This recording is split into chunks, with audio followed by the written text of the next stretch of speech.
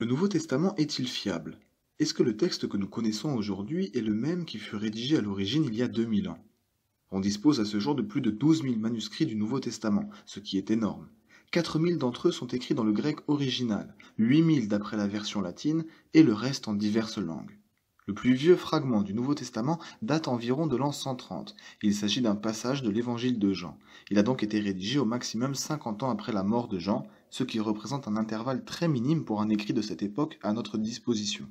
Il représente donc un excellent témoignage. À titre de comparaison, les œuvres historiques de l'Antiquité reposent sur beaucoup moins de manuscrits. Pour la guerre des Gaules de Jules César, nous ne sommes en disposition que d'une dizaine de bons manuscrits, dont le plus ancien date de 900 ans après César. Les histoires de Thucydide ou Hérodote reposent sur 8 manuscrits chacun, datant de 1300 ans après les originaux. Et pour l'ensemble des œuvres de Sophocle, nous n'avons qu'un unique manuscrit vieux de 1400 ans après sa mort.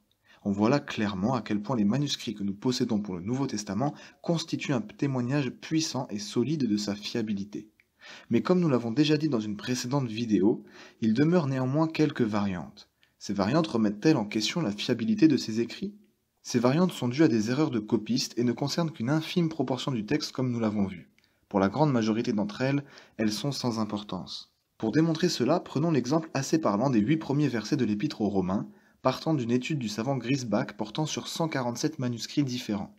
Pour le premier verset de ce chapitre, on ne constate aucune variante. Pour le deuxième verset, alors qu'il est écrit par ces prophètes, dans un manuscrit on trouve par les prophètes. Il y a également une variante dans le verset 3, où il est normalement écrit né de la postérité, mais dans un manuscrit et par le seul changement de 2 lettres on obtient engendré. Dans le verset 4, il n'y a aucune variante. Dans le verset 5, alors qu'il est écrit Jésus-Christ notre Seigneur, dans un manuscrit on trouve Jésus-Christ notre Dieu. Dans le verset 6, on ne constate aucune variante. Dans le verset 7, alors qu'il est écrit qui à Rome sont bien-aimés de Dieu appelés, dans un manuscrit il est écrit qui sont dans l'amour de Dieu appelés. Et dans 2 autres manuscrits, il est écrit qui sont à Rome appelés.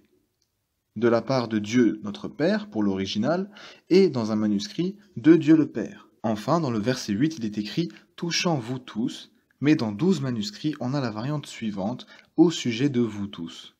Tous ces faits témoignent de l'incroyable préservation des Écritures, surtout au regard des autres œuvres de l'Antiquité. Mais on peut quand même se demander pourquoi Dieu n'a pas permis qu'on ait accès aux écrits originaux, et pourquoi il a permis qu'il existe quelques variantes.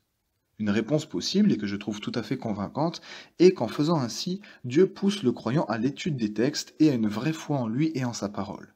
Une foi qui ne s'impose pas forcément d'elle-même, mais qu'il faut aller chercher, tout en nous gardant de porter une certaine adoration déplacée à l'égard des écrits originaux. C'était Curious, j'espère que cette vidéo vous a plu, n'hésitez pas à me faire part de vos remarques et questions dans les commentaires ou par mail, pensez aussi à aimer la vidéo et à vous abonner pour soutenir la chaîne et être tenu informé de ces nouveautés. À la semaine prochaine.